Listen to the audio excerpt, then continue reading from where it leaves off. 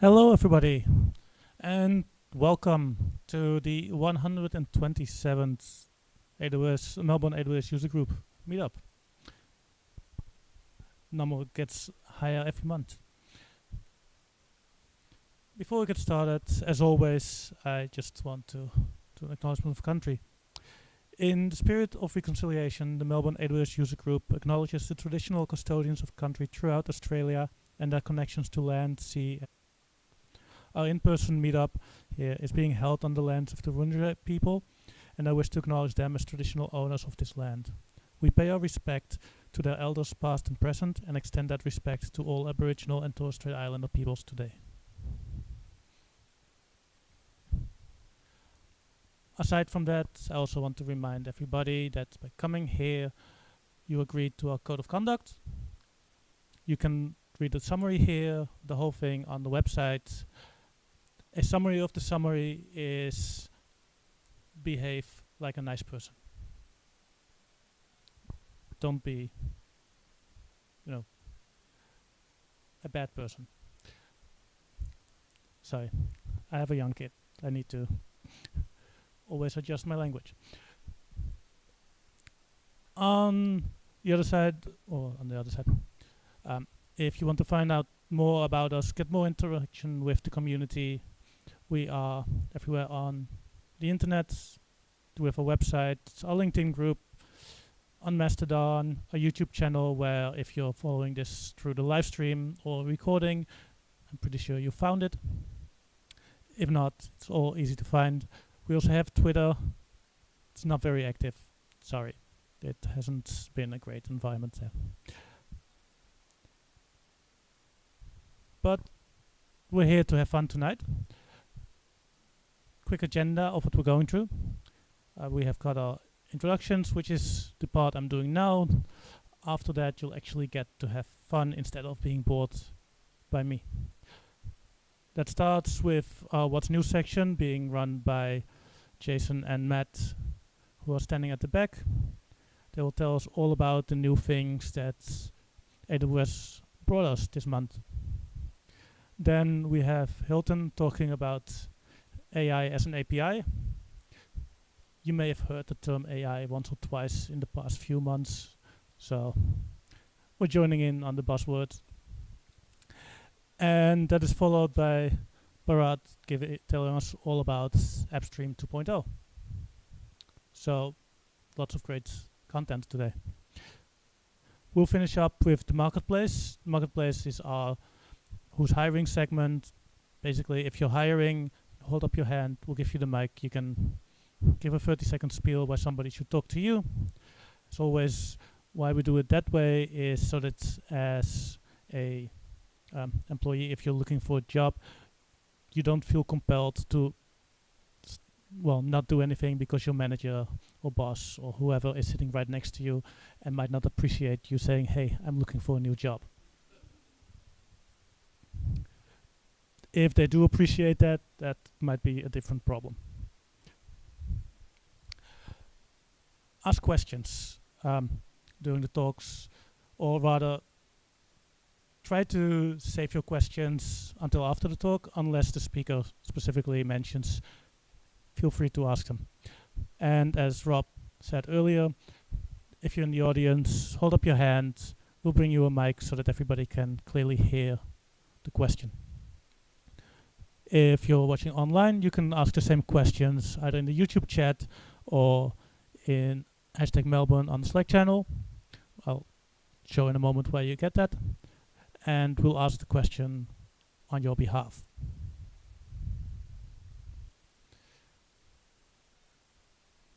Okay, that screen got updated. My laptop didn't. I want to thank our sponsors, our gold sponsor, CMD, it's a great company, as well as our silver sponsors, Versant and Civo, which are obviously also great companies because they sponsor us. And last but certainly not least, NAP for providing this lovely venue, which we all love because it's a great place for a meetup. So obviously without sponsors, we wouldn't be able to do any of this.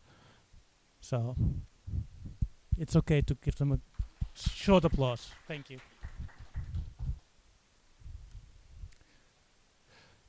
I mentioned Slack earlier. We've got our Slack channel. I forgot to check this morning if it happened to go over 1,000, because when I checked on Monday, we were at 998 people in there. 1,001, I hear. Excellent. So you got over 1,000 people there. Join us. We've got lots of fun discussions, and you can keep an eye on whatever is happening in the world of AWS through a number of bots. So, yeah. Otherwise, we're always looking for people to help us with the meetup. So our sponsorship is filled for the rest of the year. So we're not looking for sponsors right now. But we are looking always for speakers. If you want to give a talk, or if you think you have an idea about a talk, but aren't sure whether it would be a good talk, the answer to that is probably yes. But feel free to reach out and we can discuss it. Because without speakers like Bharat and Hilton today, this meetup would be a bit boring. So speak if you want to. And otherwise, we're also always looking for volunteers. There's a number of things that we tend to need to do. So again, if you want to get more involved, do so. You can always reach out to any of the organizing team on Slack or elsewhere, or just talk to us here. So some upcoming events. On the 2nd of August, we actually have an officially sanctioned AWS event here in Melbourne. There's a QR code if you want to go to the sign-up page, which is a bit easier than the lovely URL they provided for it. It looks like it could be fun. I'm planning to be there, so I hope many of you will join as well. And honestly, it was just announced on Monday. I haven't looked too much into the details of what the talks are. I just signed up and still have to tell work about that. On the other hand, if you have more money, you can go to reInvent. The Melbourne one is free, by the way. reInvent is $2,100 US. Oh, sorry, 2,099 US dollars. But probably that $1 difference by the time I finished speaking it was already gone through the exchange rate. Anyway, reInvent, always fun. If you can go, I highly recommend going at least once. It's a good time. You can learn a lot. You can network a lot. I mean, I don't know what else you can do in Las Vegas. It's not really known for entertaining people. So, you know. Closer to home again, some meetups coming up. Tomorrow evening, we've got the serverless meetup, where Bojan, who's sitting over there, will be talking about CDK combined with Code Whisperer and serverless. Well, that sounds like great fun to me. I'll be there. And the AWS Programming and Tools meetup on the 12th of July has a speaker and topic that sounds very familiar, very similar to tonight. It's Hilton over there giving a practical, not demonstration, but hands-on workshop for anyone about all the stuff he will be talking about today. So if you enjoy his talk tonight, I highly recommend going there to get some more hands-on experience with it. And with that, I'm going to hand it over to my friends Jason and Matt, who will tell us about all the new stuff.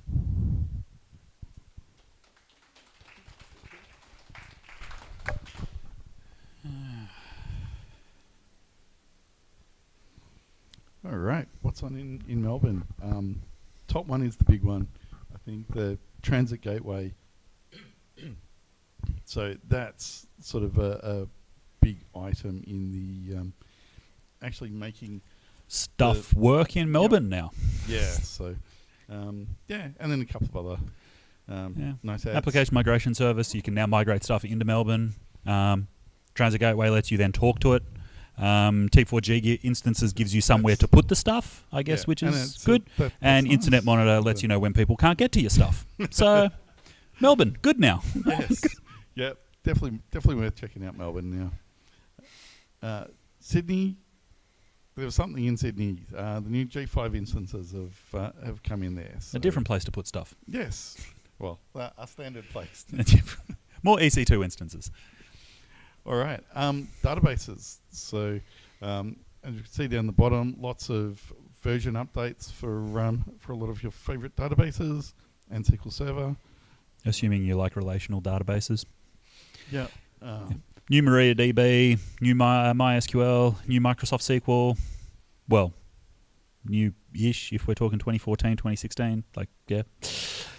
Multi-region replication for key spaces. Anybody actually using key spaces? Cassandra? No. Okie dokie. Oracle, because everybody uses Oracle and loves Oracle. You can now convert that to CDB. CDB, yeah. And HypnoPG for Postgres. Semi-exciting. For those of you who aren't aware, you can run the HypnoPG extension within your Postgres database now to hypothesize and recommend where you should put your indexes within your tables. So for those people who are administering large-scale structured databases but don't actually know how to structure the data and get the indexes configured properly, boom, this is going to make your life a lot easier. Containers. Fault injection simulator. New actions for EKS, ECS. That's, just in general, fault injection simulator is interesting to play around with. There's probably a workshop or a presentation in Injection Simulator now. I think they've been expanding that one over the course of the last 6-9 months, especially, and it's going to give you a lot of insight into how your environment actually works as opposed to how you think it works. Yep, and testing your faults before they actually happen. So lots of that's sort of keep watching that stuff. I am image signing. Container image signing, cool, great. Like for those of you who run highly regulated, highly controlled environments, being able to sign your images through the pipeline, always a good thing. Yep. I'm scratching my head over why my AI put this is AI bad. You can't always rely on artificial intelligence, for anybody who was in the conversation at the back of the room before, because apparently RDS and DynamoDB are containers and not databases. So not entirely sure why I put them on the wrong slide, but we'll work that one out later. Matt's AI. Yeah, Matt AI do bad. More training required. There we go. Now it's Speaking of which, machine learning. Yeah, that's your. So recognition is sort of the fun one. The fun one here for improved face search accuracy. So this is really good for obstructions around people's faces, eyes, glasses, masks, those sorts of things. They've drastically improved the way that the recognition platform can work around having those sorts of things within the images, which is nice. Code scans for Lambda function in Inspector. I'm not entirely sure why that one's in machine learning. I think there's a problem with my ML model this month, because it's putting stuff all over the place this month. Plus, it missed a bunch of things, but that's okay. 40B foundation model in SageMaker Jumpstart. Anybody who hasn't taken a look at the SageMaker Jumpstart stuff, if you're interested in machine learning, interested in your SageMakers, getting started with building models, training models, using models, highly recommend you go and check that stuff out. Yeah, there's a lot of cool things in the Jumpstart for SageMaker. AWS may be lagging a little bit in the world of things like OpenAI and whatnot, but they have been putting a lot of work into the Jumpstart stuff so that you can get started building your own and tweaking your own things. So highly recommend you take a look at those ones. Yeah. I think I'll be taking a look at those ones because obviously I have some work to do. Yeah, and the Jumpstart, really does give you sort of an easy way to jump in and have a play around with some of the AI tools. So easy, jump in, play around, have a look at the Jumpstarts. Serverless. Yay! Yes, they're all serverless. They are all serverless. This one it actually got right, except for the serverless one that was on the other page. But that's okay. The big one here, I think people will agree, is absolutely the UI builder for Figma plugin. For sure. Like, no, it's step function. Now supports versions and aliases. Yeah. Like it always should have. But hey, I can't believe it actually took this long for step functions to get that functionality. But that will mean that I've got to go and rewrite all of my workshops because just about all of my workshops use step functions in one shape or another. So, yay. But, for those of you who aren't aware, it gives you the ability to version or control the release of changes to your step function environment. And so you can have as I said, multiple versions as you're updating your codes. Gives you rollback. It gives you much simpler rollback capabilities, A/B testing, a whole range of things. So that's going to make life a lot simpler for those people using step functions.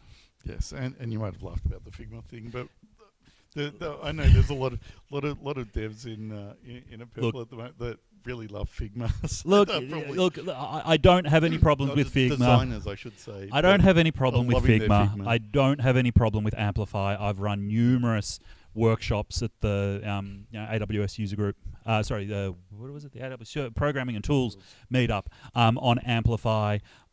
It's great for getting started. Figma makes it a lot easier.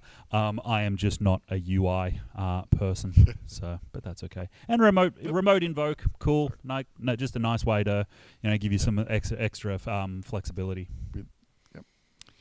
Security, so it's always key. Detective expands investigation for new threat detection. That's always good. Let's see other big ones that the payment crypto was an interesting announcement. Not sure how many of us will get to use that. There's obviously some. That's getting fairly in the weed. Yeah, that's getting fairly in the weeds. Someone big obviously needed some PCI love somewhere along the lines. The big one for me that jumped out was actually Code Guru Security, now available in preview. So that's going to potentially... One of the big things, if you've been following the whole generative AI landscape, is yes, ChatGPT can write an application for you. It can do it very quickly. It may not necessarily be secure, but it'll write it for you. Hopefully, Code Guru, helps address that gap. And for those who aren't using it, use Code Guru. Yeah. Load it up. And the Security Hub automation rules, that was also a good one. Rather than having to do a whole lot of complex stuff to get your Security Hub alerts and announcements, doing updates, you can now put automation rules in to help your classify your Security Hub based on your requirements, not what Security Hub defaults to, and get some more automation around the alerting and stuff. So that's quite an interesting one to look at if you've got Security Hub enabled, and like everyone should. It's and then if Dawn was here, we would be talking about the general availability of Security Hub integration into Control Tower. That I need to go and do some more deep dive in. We've mentioned numerous times Control Tower is good and bad, but with the ability to now integrate it straight into Security Hub, that is a gap in the solution that's been closed. So be interested to have a play with that and see exactly how it works. Yeah, and on Security Hub, it's not quite mentioned there, but there's also some more CloudFormation updates for Security Hub configuration settings and the like, which, less click ops. Previously Security Hub and Guard Duty was some of those things where it's like, do I click ops it because there's not much point to CloudFormation it? But yeah, there's some good to see that being moving enhancements there that well worth looking at now. If you haven't got Security Hub enabled, and you should. DevOps. So probably the one that I will jump. Oh no, it's in the what's new, but Cloud Shell. It's available in additional 12 regions. Woo. Cloud Shell's one of those things that lots of people forget about, but it's super handy for a lot of things. If you jump in and you need to access stuff, you can just jump in from Cloud Shell, and you don't really need to worry about setting up your config files and things. So you're on a different laptop or something like that.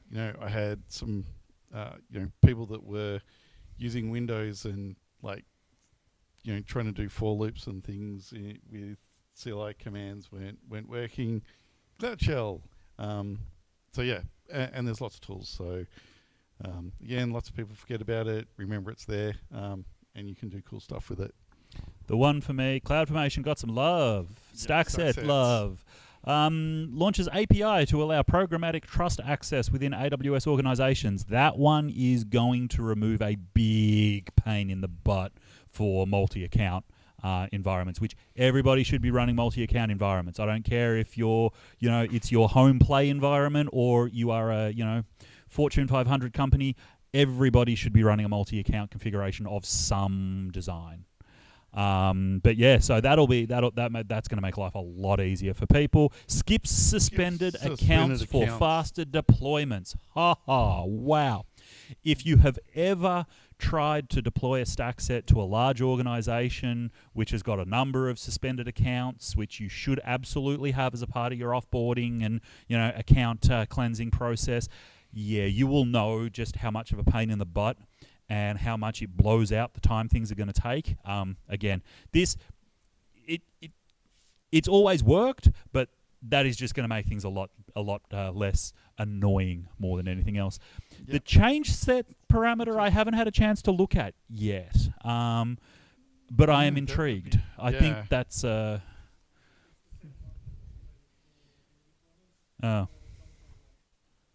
Okay. Well, that's boring. All right, I retract my previous statement. Not interesting. Shouldn't be on the slide. Very boring. Move on. Right.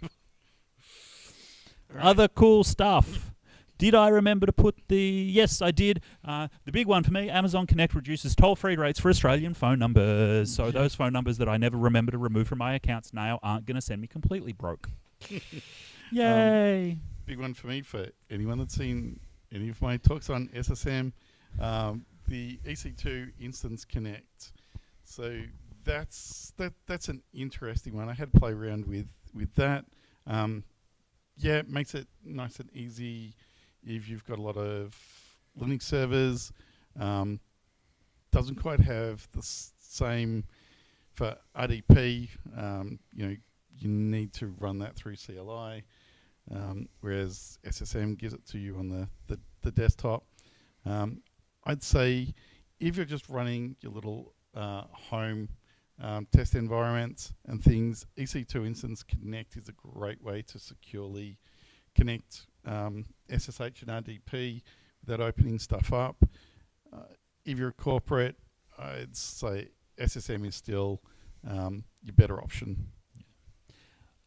IAM Identity Center now supports automated user provisioning from Google Workspace. Yay! Yeah. Yeah. This one's driven me nuts, and I'm sure it's driven a lot of sysadmins and help desk people nuts for the longest time. Yeah, lots of organizations use Google Workspace for their identity provider. You can absolutely link that into your AWS environment using Identity Center. The onboarding was a little bumpier than it should have been. I'm hoping this solves the problem.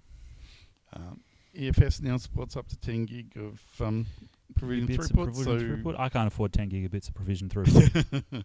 But if you need a lot more speed for your EFS, then you've now got options. You've now got the option to do it. EFS is one of those things, again, for people who aren't aware or haven't had the opportunity to play with it. EFS, like most storage within AWS, has your two options. You've got your provision throughput or your general. EFS has had a reputation for being quite slow. That happens because under your general model, it is proportionate to the amount of data you have in your EFS mount point or access? No. Mount? Yeah. File system. Yes. Took me a second to get there.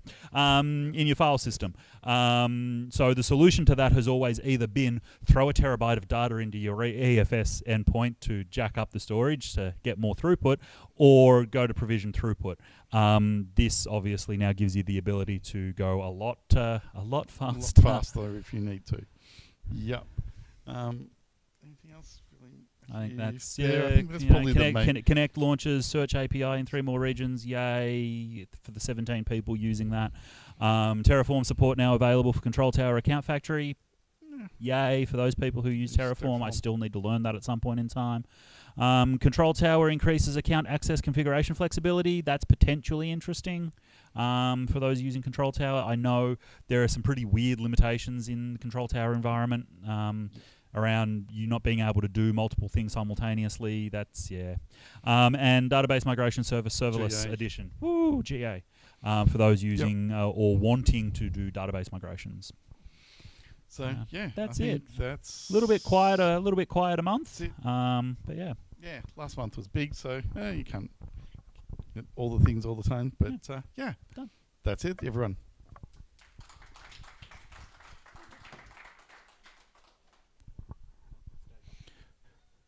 Thank you all. And that brings us to our very first speaker, Hilton. Hilton is a technologist at heart and enjoys using tech to better the lives of those around him.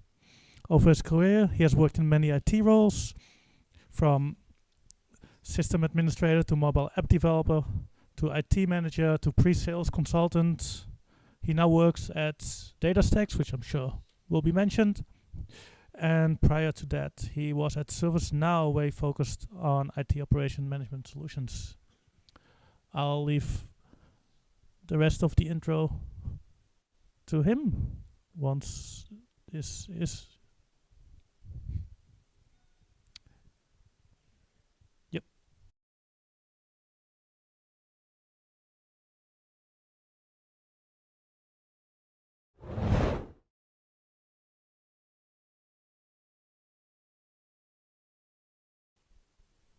Hello, everyone.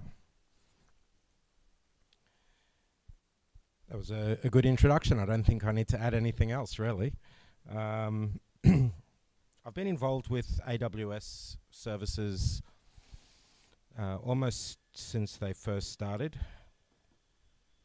And today, in my role at DataStax, for those that don't know about DataStax, DataStax provides a real-time AI and a real-time data platform that runs in all the cloud providers. If you want to run it in Amazon, you run it in AWS.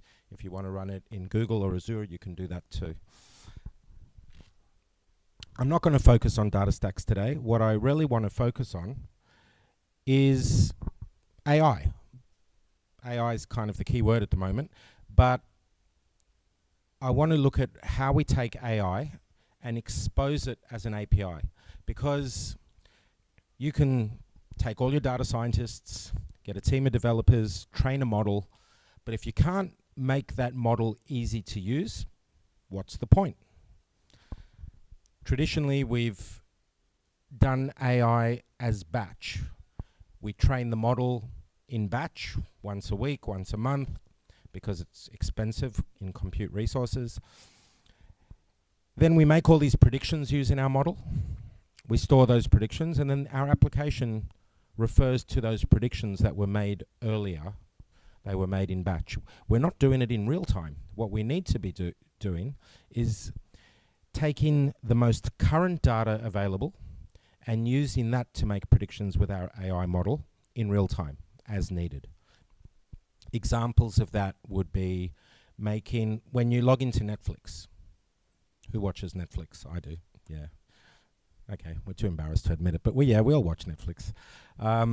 And when you log in and it shows you, we reckon you would like to watch these movies. It's making a recommendation to you about what movies you want to watch. But it needs to be current, because if you go watch a movie, then your recommendations need to update. There's no point showing you the recommendations from yesterday, right? It needs to be updated with the most current data. Same thing with fraud detection. If you work for a financial, there's no point giving me the fraud detection data based on the model that was trained yesterday, because what about all the fraudsters that were operating today or in the last 5 minutes? So real-time AI, that's one thing, but then making that available easily. We'll talk about that. Sound familiar to anyone? Recently, since GPT came online? Yeah? This one is a personal favorite of mine, because I do this all the time. I'm not good at writing long things, so I use GPT these days to build out the text, because I think someone wants something in a little bit more detail, maybe, with a few more fluffy, nice words. And I'm sure on the other end they do what I do when I get a very long message and I put it in GPT and I say, summarize that into 2 bullets for me, right? It's how we do things now. Has anyone here used OpenAI's API? Yeah, a couple of people. So in the end, ChatGPT is an application that acts as a front end to the OpenAI GPT APIs. There are many others. You don't have to use just that one. But the concept is, well, let's look at it this way. Many developers these days are creating applications that use. Can you hear me without the microphone? No, you need to use it, otherwise the live stream won't hear you. Okay, it's just the pop-in. Okay, no worries. I feel like a rock star. So many people are developing applications that leverage the GPT API in the background. You know, even GitHub Copilot does the same thing. It's leveraging the GPT API in the background. It's making real-time API calls to the API. And that's something I want to talk about today. How can we train a model, and then how can we expose that model using an API so that an application can take advantage in real time of the AI model that we trained. That's what I'm going to talk about today. So we're going to look at the AI itself, we're going to look at the API component, and then just a couple of other things that I found interesting working on this project. So, whoa, excuse me, my laptop just went mad. So what we're going to do as an example of this API is I'm going to show you how to train a model to predict if a message is spam. Rather than doing it on keywords, we're going to actually train a model, and we're going to do it using 2 data sets. Before I get too deep into this, can I just by show of hands, who understands or who feels lost when I talk about training an AI model? Okay. Thanks for putting your hand up, because most people seem to feel comfortable with training. That's good. So what we're going to do is we're going to take 2 data sets from the University of California that have labeled data. And that data basically says this message is spam or this message is not spam. The terminology for that, believe it or not, is spam and ham. I know, right? I thought that was funny too. Spam if it is spam, ham if it's not spam. So we've got a big CSV file from both. We're then going to clean that data and pump it through some mathematical manipulations in order to prepare it for training. Because you can't train a model on text. It has to be converted into essentially vectors or embeddings or tokens, many different words for the same thing. Once we've trained our model, then, like I said, we're going to expose it using Fast API. Fast API is just an easy way to build an API. But we're also going to use a database in the back end, because when you do work with all of these features in your data for training, you need a very fast database. You also want to store every prediction that you do, you want to store it into a database for model monitoring. We need to be able to monitor our model to test if it's effective. How effective is our model? Are the predictions it's making correct or not correct? And one other use is as a high-speed cache. These days, machine learning can get expensive. Every time I make an inference or a prediction on my AI model, essentially I'm paying for compute resources, and these days that's generally GPUs. So if we can cache the results in a high-speed database, all the better.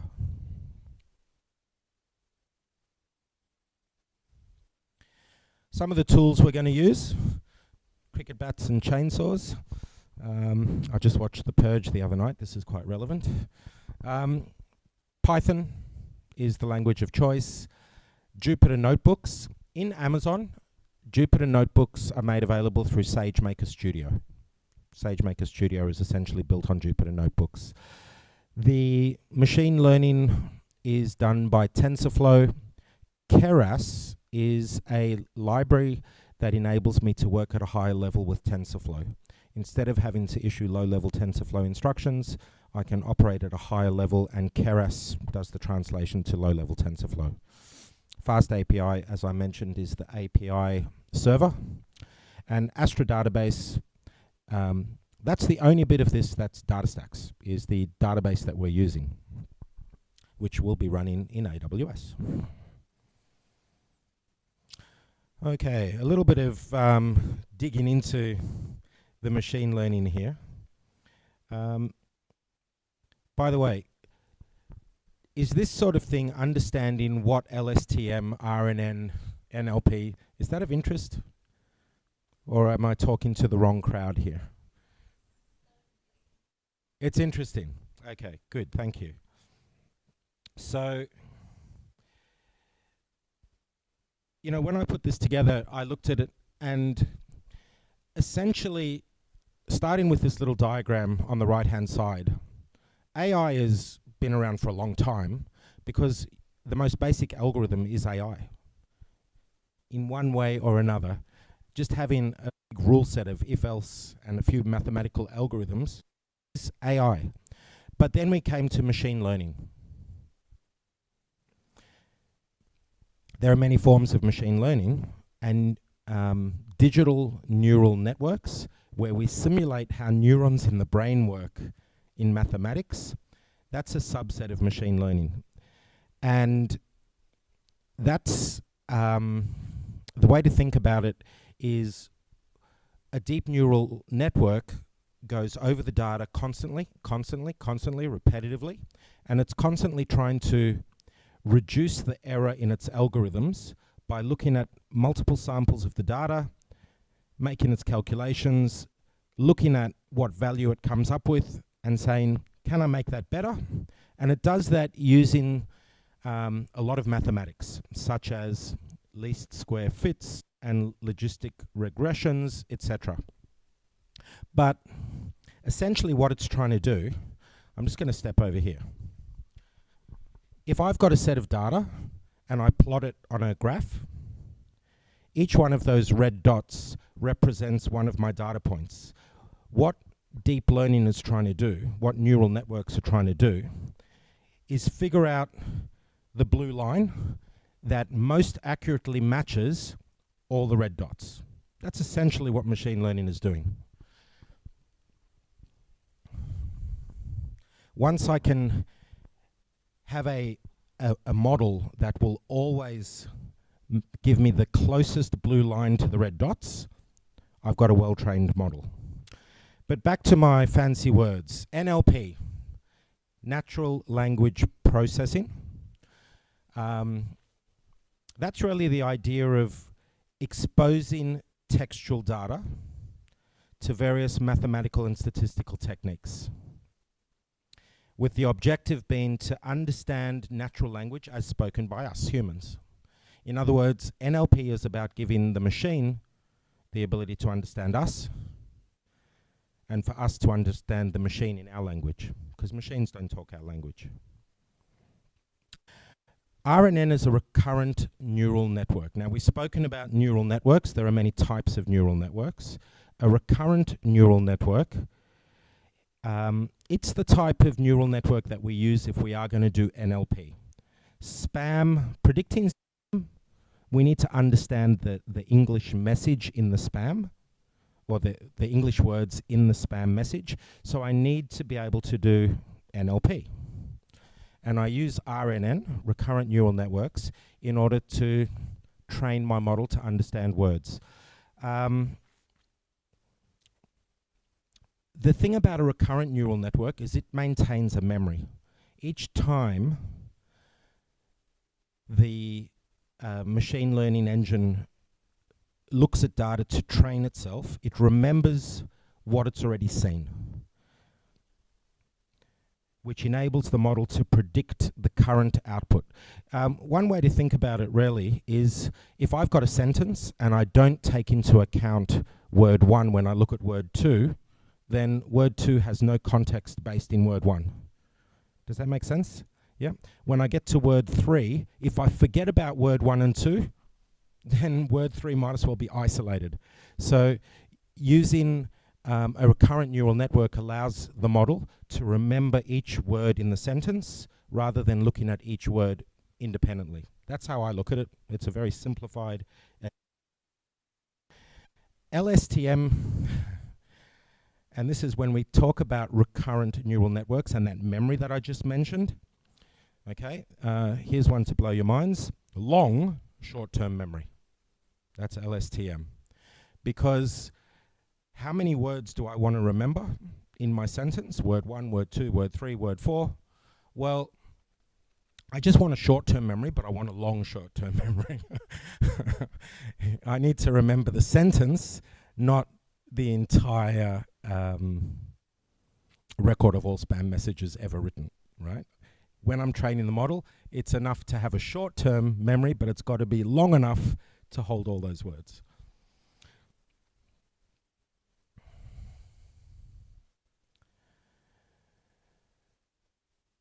Okay. So the model we're going to use, when we look at the code, you'll see that it uses LSTM as the type of model. When I invoke the model using Keras, you'll see that it's got LSTM as the type of model that I'm asking to train. Now, when we go in, I mentioned that we have to convert the text into numbers.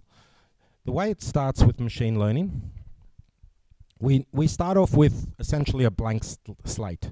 I've got a bunch of mathematics, but I've got no data, and I need to train it to land up with a model where I'm ready to predict. How does that work? We get a mad data scientist. Anyone here a data scientist, by the way? All right, one mad data scientist in the room. Analyst, okay. Don't know if data analysts do the feature engineering and that sort of thing. Do you do that? Yep, okay. So this could be you in a white lab coat. No? Okay. But essentially, someone looking like that, or not, needs to look at our data and figure out what attributes in the data are relevant to making a prediction on that data. That's called feature engineering. And the data scientist has to figure out what features we need and then write the mathematics to convert that into numbers. And for us, what that means is we have a set of data with spam messages or ham messages, and they are labeled. So some of them, ham, that's not a spam message. Ham, the second one is not a spam message. Spam, the third one, that's a spam message. So we start off with a set of data that we know the results. That's supervised machine learning because I have a data set that I have labeled with known spam and known not spam. Sorry, my laptop keeps jumping around on me.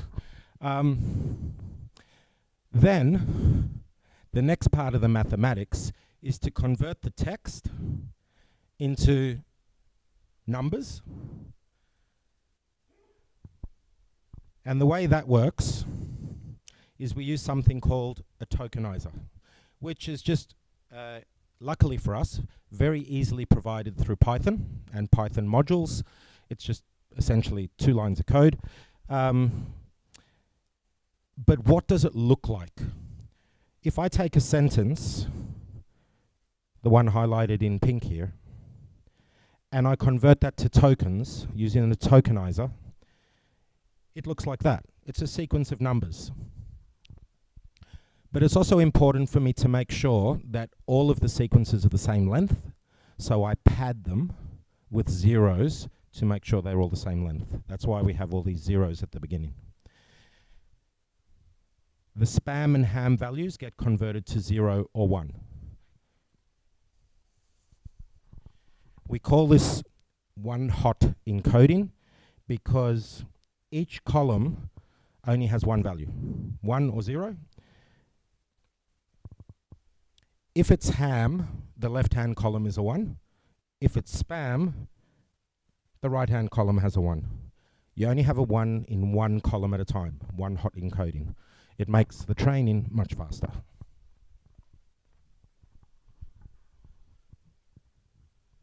The last thing we do, as shown on the right-hand side there, is I do need to split my data into 2 data sets. One for training and one for testing the model. There's no point testing how well your model's going on the same data that you use to train it. So whatever data set I start with, I've got to split it. And generally the split is about 60-40, 70-30. As in 60% training data, 40% testing data. This is what the code looks like when I in Keras to train the model using TensorFlow. So you could call this Keras code, you could call it TensorFlow code, pretty much the same. But we use a multi-layer model. Essentially, the data gets processed in sequence through different layers. Each one of these add commands is a different layer of processing that I'm adding. And we can see what each of those layers do. So the first one, the embedding. Has anyone heard of the word embeddings before? Yep, a few people. Vectors. Vectors and embeddings, actually the same thing. Two different words for the same thing. But the first layer converts the text into an embedding. It's creating the vector or those numbers from the words. Then I've got a spatial dropout layer. I got to say I don't quite understand what that one does. I just know it's needed. Something for me to research a bit more. Then we have, remember we talked about the long short-term memory. That's the LSTM layer, right? So here is where I say use the LSTM RNN, recurrent neural network model to train this model on. And lastly, the dense layer. That one tells it that I'm using the 2 columns of one hot encoding, spam and ham, to understand what is spam and what is not spam. Once I've got those commands in, then I can train the model.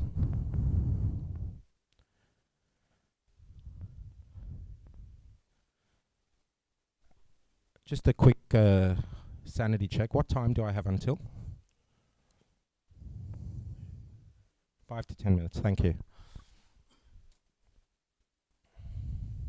All right, once we've got our model trained, then I'm going to expose that with an API. Now, this API, it's going to do a few things. It's going to act as the mediator for any request. So essentially, I can send a request to this API with a message and ask the API, is this message spam, yes or no? That's essentially what the API does. But it does it, and I'm saying the client in this case is going to be a mail server. So the first thing the mail server does is send a request to Fast API saying, here's a message, is this spam? Then the next thing that Fast API does in the background is it looks at the database. It looks to Astra database, and it says, do you have a cached result for this message? If there is a cached result, it returns the value yes or no, spam or not spam. If there is not a cached result for that message, then Fast API asks TensorFlow, the machine learning model, predict whether this is going to be spam or not spam using the model that we trained. We only do that, we only do step 4 if there is no cached result in order to save money on prediction resources in TensorFlow. So TensorFlow again, SageMaker. Once I know whether the message is spam or ham, so either step 3 or step 4 has returned a result, Then I save that result back to the database, into the cache, and into my prediction store for model monitoring, and I return a result back to the mail server with yes, this is spam, or no, this is not spam. Okay, is that clear, or have I confused everyone? Anyone completely lost?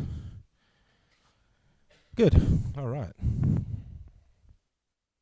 By the way, 1 minute on the database we're using. DataStax's Astra database. It's essentially built on Apache Cassandra. It understands tables, it understands key value, it understands document, and it's available in your cloud of choice. You can buy it from AWS Marketplace. If you sign up for Astra, you also get a streaming platform, and you also get a machine learning platform. You also get a bit of blockchain capabilities. It's a whole data platform. You get about $25 of credit free every month if you just want to play with it. $25 in credit gives you about 80 gigabytes of storage and about 2 million read writes per month. So for free, forever, if you don't exceed those values.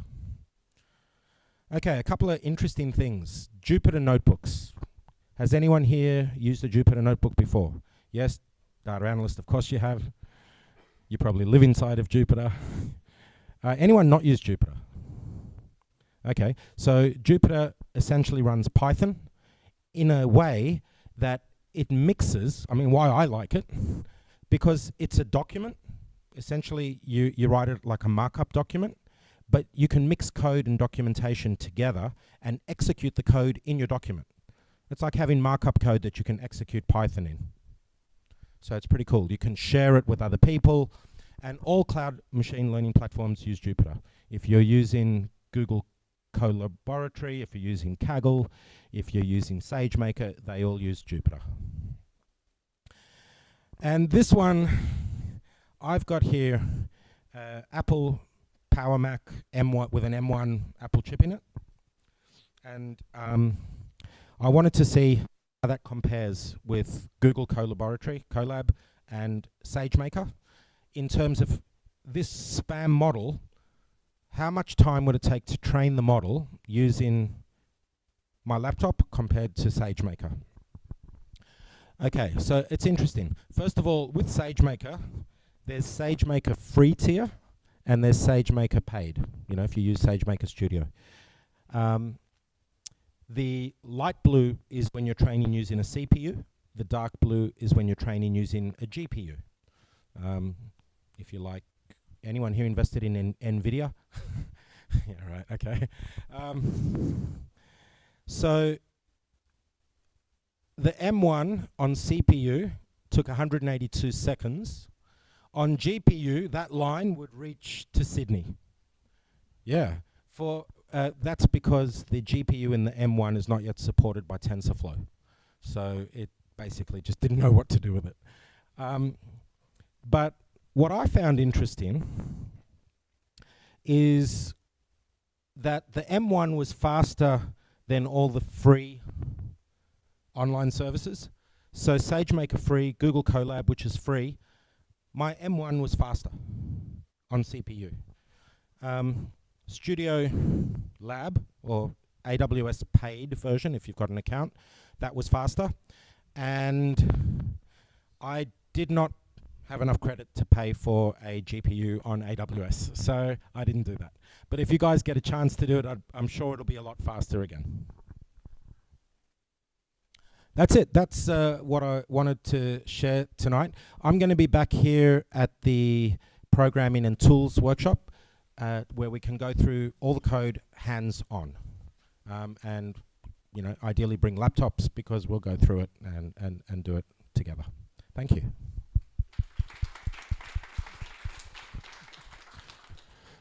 Thank you, Hilton. Does anybody have questions? We've got time for one or two. Yeah. Sorry. So regarding that,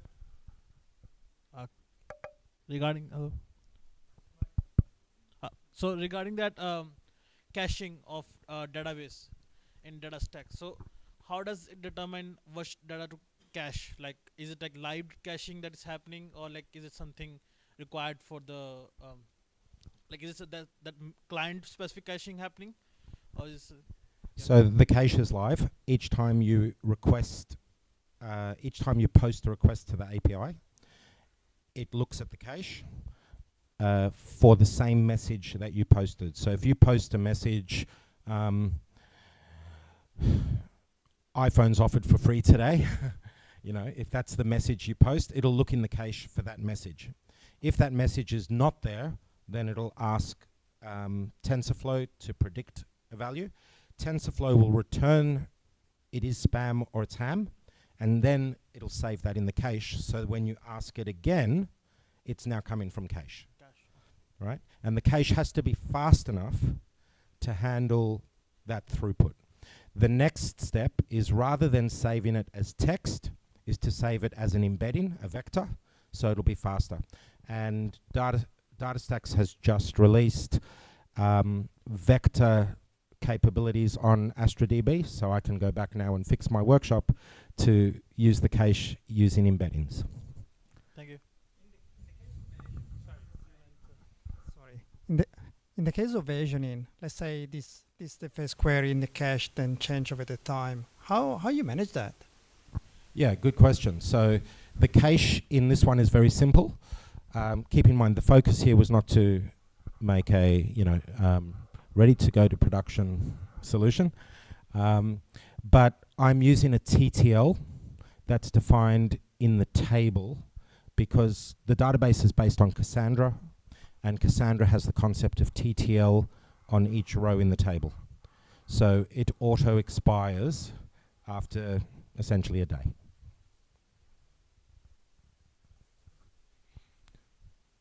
Cool. If there's no other questions, one more.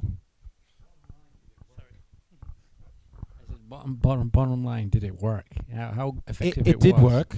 And have I got a minute to show it working, or have I gone over time? You can take a minute to show it Okay, working. I'll show you it working. Thank you for that.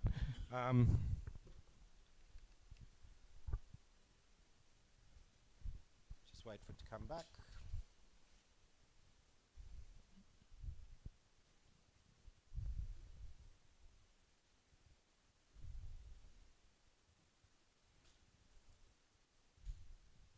Okay, for this I do need to be online. I'm running the API on my laptop, right? The model has been trained already, and I've got the model on my laptop in a file, the trained model, and the API is running on my laptop. But because the API is going to talk to the database and the database is running in AWS, I need to be online. So just check that the API is actually running. It is. I'm getting responses. Just to show you very quickly, the database just will make sure that the cache has no records in it. Okay, so now I'm inside the database, and I'm going to just select all from spam cache items, and there are no rows. So that's the database. Now, in order to make it easy to predict, I'm using Postman. So we've got an API, so I can use Postman to test the API. So the first thing I'm going to do is that readable over that distance? How do I make this bigger in Postman? Zoom in. There we go. There we go. So I'm going to send the message, click to win a free card, to the API. And I get an internal server error. One moment, please. Is my API even running?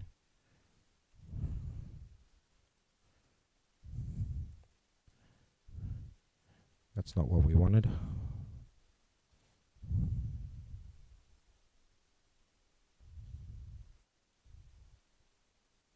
Let's try that again. It's just the network connection to the database died. So what it's returned to me is this message, click to win a free car, 86% it's spam, 13% it's not spam. And the end result is that it's spam with a confidence of 86.5%. Notice the cache says false. I'm going to make that request again. Now the cache says true. I've got another one with 2 text messages in it. Let's think about how quick this goes. Just look at the timing. Send, it's thinking, it's thinking, it's thinking, it's thinking. Now we get a result. That was 3 or 4 seconds, maybe more, because it had to go all the way to AWS in Sydney to store it in the database. I'm going to do it again, and let's see how quick this goes. That was immediate. That's the effect of the cache, right? So here it is, and it's telling us, I have seen them write in, that is not spam, with a confidence rating of 99%. And the next one, when the wind blows, also not spam, confidence rating 98%. So that's how it works. You send it a message, whatever it is, the model's trained on, the data set has about 250,000 records of spam and not spam, and that was enough to get it to work this way.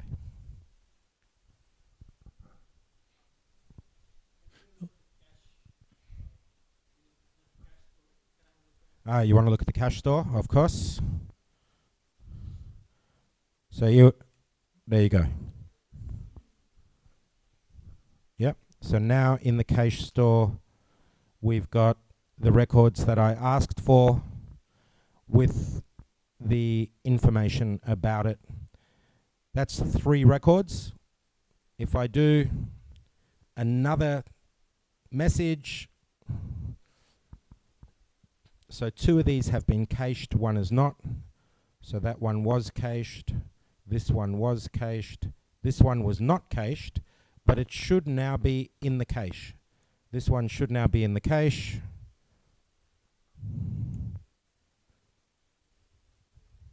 Whoop, there it is. Yep. Cool. Okay. Thank you very much.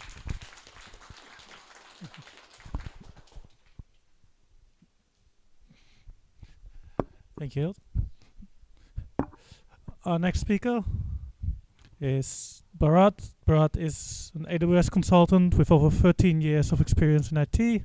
He has a passion for AWS technologies and loves finding creative solutions to complex problems. He's a motivated and dedicated professional who is committed to driving growth and success for his team and organization. And I'm sure he'll tell us all about AppStream now. So, hello. Thank you.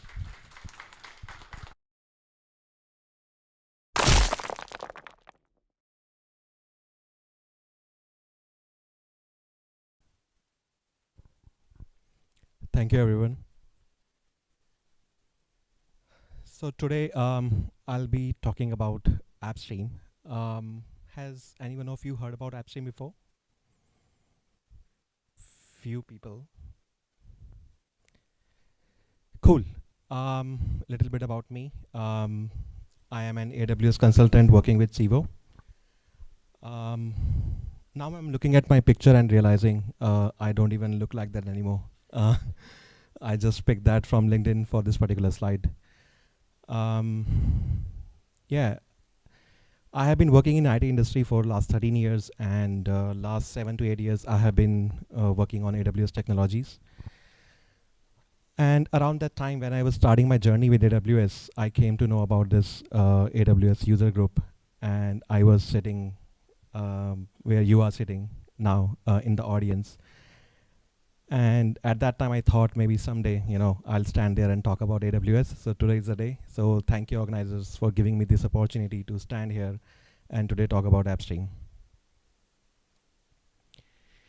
Cool. So I didn't see a lot of heads nodding when I asked if you know AppStream. So that's the agenda today. After this session, if you can understand AppStream on a very high level, that's the agenda for today's session. And after that, I'll be talking about one of the case study where recently I got an opportunity to work with one of the client where they might use this service and save at least 5 to 10 years of their development work. Cool, so let's jump right in. Before we deep dive into what an app stream is, we need to understand what is application virtualization on a very basic level. I'm sure you guys would have installed some kind of a desktop application on your machine before. It might be Notepad, it might be Slack, any software. And different users use different kind of machines. Some users use Windows, some use MacBook, and some might use iPad or any device. So now imagine that you're working in a financial organization and you don't want users to actually copy data onto their local system. So how do you secure that? So the one way to do that is application virtualization. You can actually host your application on a server in a data center, and you can just stream the pixels across to the users so they can just see the screen of the application rather than accessing the application on their system. That's what application virtualization is. And that is what AppStream is all about. AppStream is a service which is provided by AWS, where you can stream the pixels of your application across to the users, and users just get encrypted pixels on their screen. They don't have to install the application on their machine as such. And it's a fully managed service. By that mean, you don't have to manage any streaming service. Everything is managed by AWS in the background. You have to just install your application in AppStream like you do on your laptop, and just host it there. And when you give access to the user, they will get a URL and they will be able to access your application on a browser. Now imagine how powerful that is, because they don't have to worry what kind of machine they are using. They might be using Windows, they might be using MacBook, they might be using iPad, they might be using a mobile. If they have access to an HTML5 browser, they will be able to access your application. It's secure by nature because users just get encrypted pixels on their screens.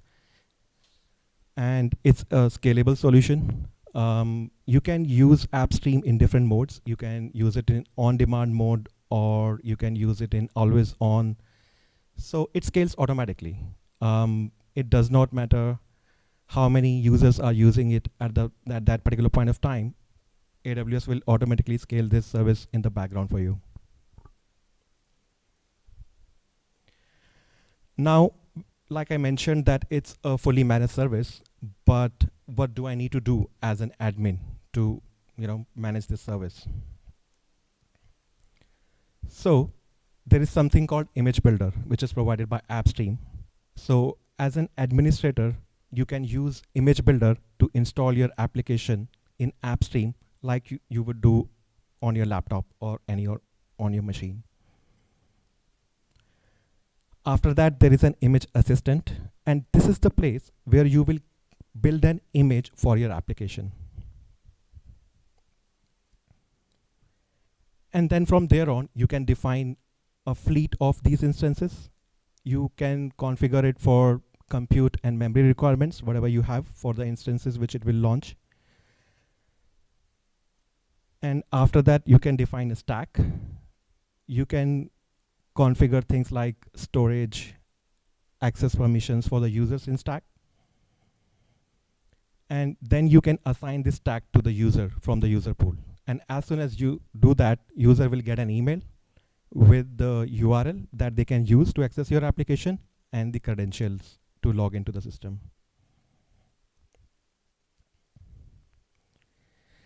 Now look at some of the use cases where you would want to use AppStream. Actually, AppStream became very popular during COVID times because everyone was working remotely, and all the education institutions had a requirement to provide an e-learning platform to the students who were doing the education from home. So it became very popular because they could just host that e-learning platform on AppStream, and users could access e-learning platform from any device. They could use any device, and it does not matter where they are located. You can access your platform from anywhere in the world if you host your application on AppStream. It's widely used in 3D designing and engineering industry also, because they use very heavy laptops, which needs very heavy graphic cards installed on top of it. So if you are using AppStream, you don't need to provision 100 laptops for the 100 employees working for you. You can just host your application in AppStream, and you can give access to the users through a URL. And after that, what kind of device they are using, it does not matter. You can also use it for providing a SaaS offering for your legacy application. And that's where it becomes very powerful. And that is something which I will be talking about in my next slide.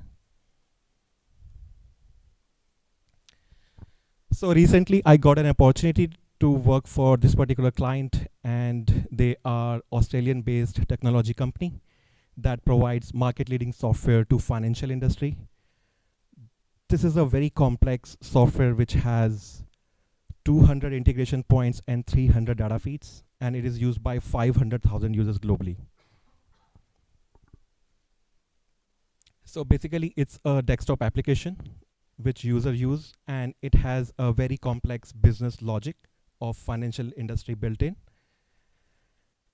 And this particular client had a goal that they wanted to build a SaaS offering for their application in AWS by 2025. So the initial approach that they took to achieve that goal was to build a new web form-based application deployed on ECS Linux platform. They started that journey, but after a year or so, they realized it's a very complex software, and it's going to take 5 to 10 years to build this new whole application.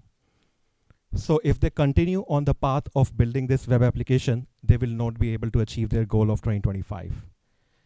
So they were looking for an alternate solution. They wanted to provide SaaS offering as soon as possible.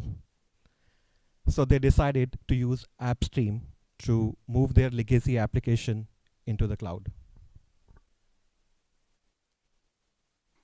So this was the initial design that they were working towards for building the web application. It was straightforward, very simple design, where they were building the web application on Linux on ECS, and it was using the RDS in the background, and they were using EFS as a file sharing system. And users were accessing this application through an application load balancer.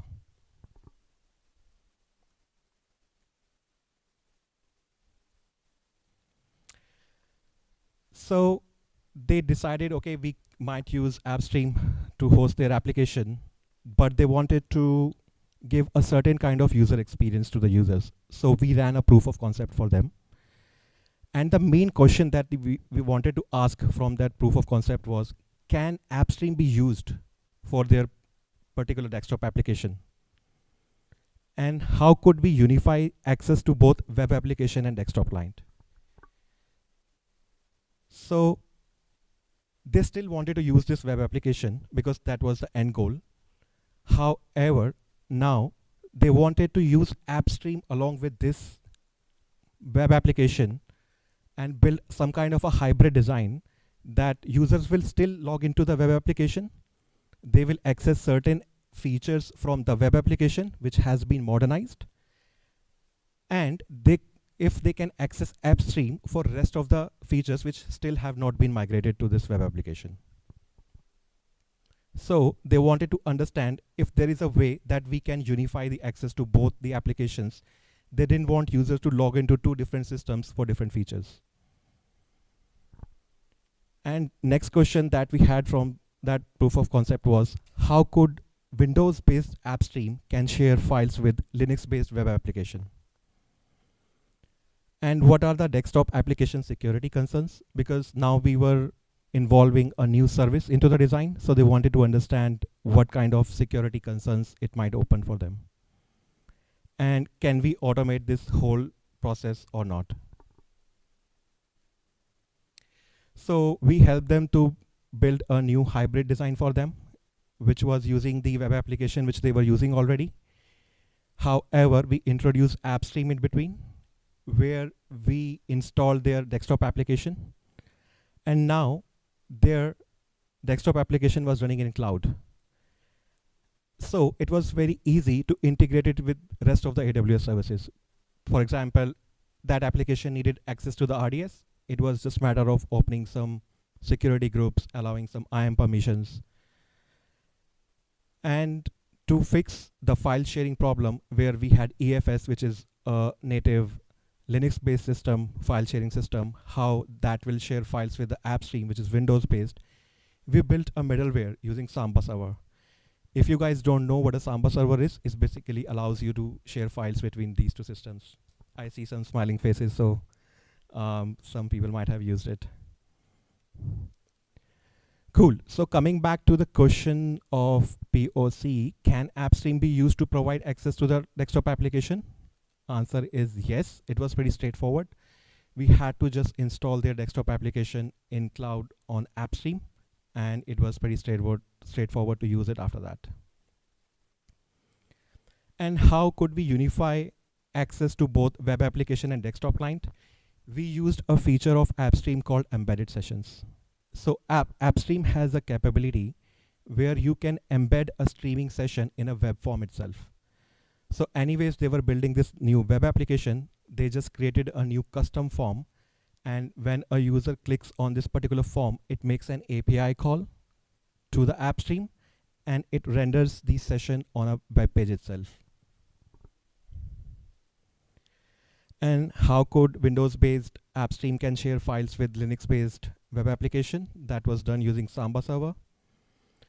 And what are the desktop security concerns? None identified, because now it was more secure solution because our desktop application was running in cloud itself.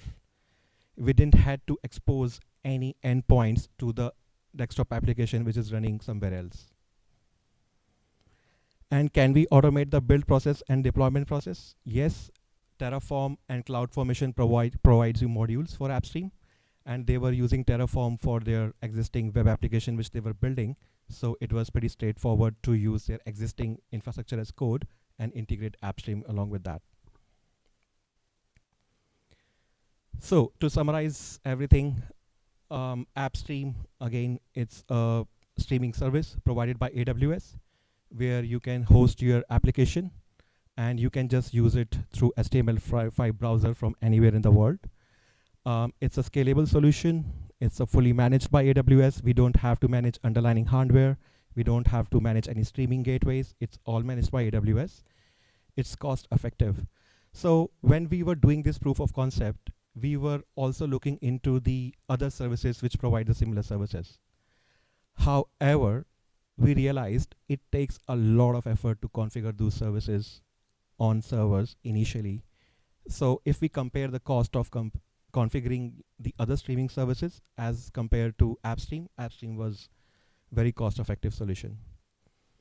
And again, it's secure by default because now your application is running in cloud itself. So it's more secure by default, and it provides you a flexible access because now users can access any application through an HTML5 browser, and it does not matter what kind of device they are using. And easy integration, because now your application is running in the cloud itself. It's pretty easy to integrate it with the rest of the services which you are already running. That's all from my side today. Any questions?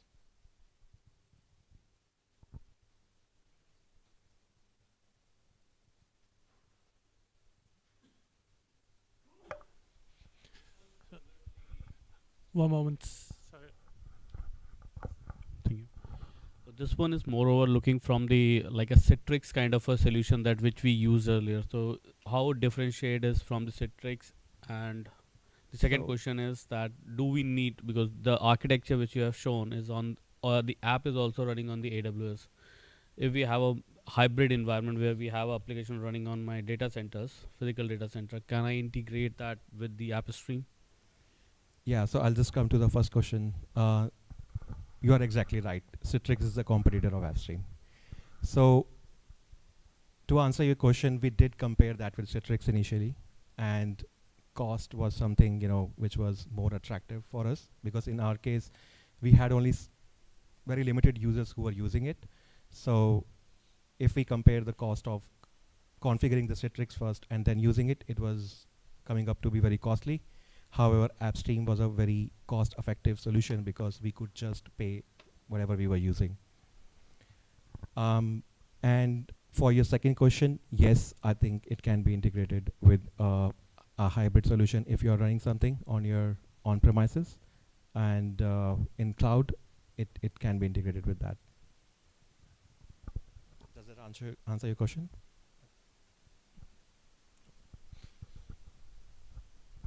I don't know. I think I know the answer to this question. I'm going to ask it anyhow. Typically, the applications I kind of involved in, we have, as well as a screen, there's also a soft phone that you can get voice on, embedded. It looks like, can AppStream handle voice? Yes, there are certain features available with AppStream. For example, like if you are taking a call remotely, and so basically it can be used as a desktop in cloud also. So it does have some features where you can enable and disable voice in the streaming sessions, and it does have feature where, let's say you are using these days extended screens with 2 or 3 monitors, it has feature to extend and use in that fashion also. But with voice, I'm not 100% sure whether that's possible with the AppStream, but there are similar services for that. For example, workspaces. You can use workspaces, which comes under the same umbrella, where you can use that kind of service if you need to.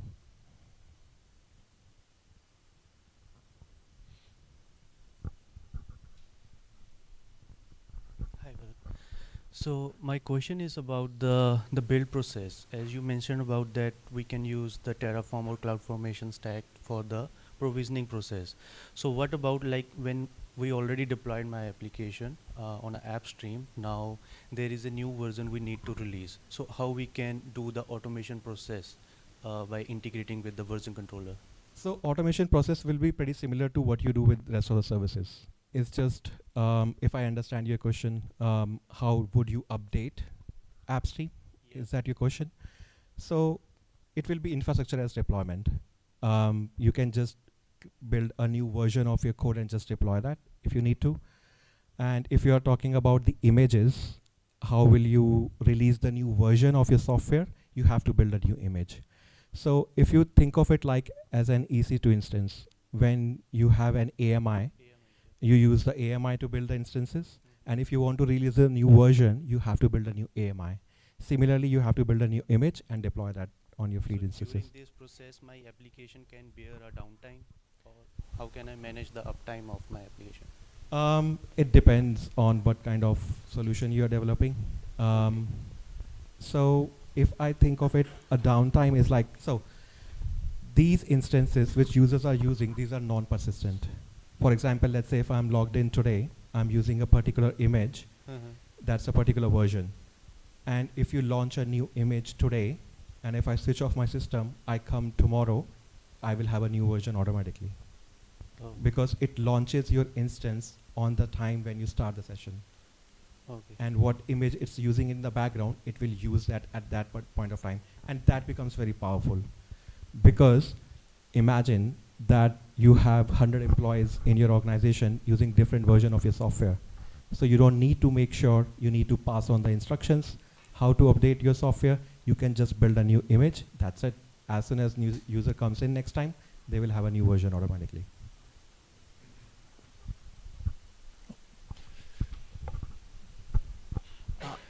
So it might be a beginner question, I'm not sure, but like so depending on the model solution that you showed, so your legacy code from the AppStream was pointing to RDS, so and that was pointing to the application that was built by them. So my main question is how this data handles between like some features were there in the app already and some features were like old. So how does data and session handling is happening like properly in there? Yeah. This is like, for example, let's say if you convert all the features into your web form, it will work exactly the same way. So if you're talking about how database, like for example, both of the features are updating at the same data at the same time, that's handled at the application logic level. Like how do you write your application? Okay, cool. Thank you. Nobody else? Then thank you very much for your talk. Thanks everyone.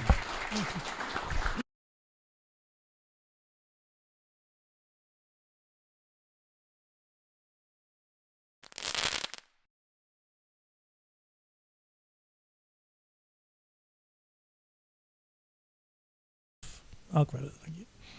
If anybody wants to hold up their hand for, hey, we are looking for people.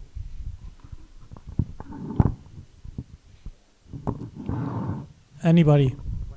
Yep.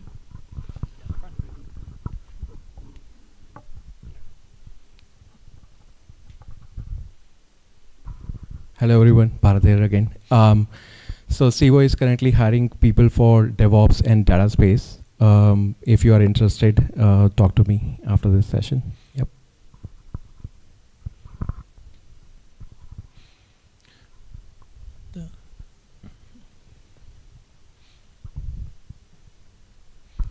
Not from a hiring standpoint, but wanted to be hired. Like I've seen like a lot of opportunities on LinkedIn being like senior or mid, like more than mid or senior. What are the like suggestions, like as you all been in this industry for a long time, for like a upcoming or a junior role? Any suggestion will be more than appreciated. If anybody can give me. Thank you.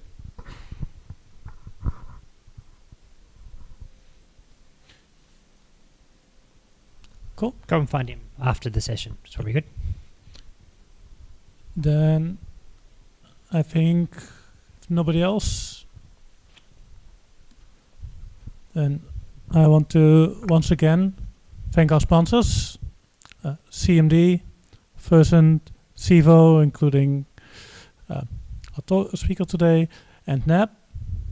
And of course I want to thank our speakers themselves, Hilton and Bharat, for their lovely talks. I'm sure we all learned something, even if it's just how many letters can you put into a single sentence with that basically doesn't form any words, but you know. And then I hope to see all of you again next month, the 26th of July, right here, same time.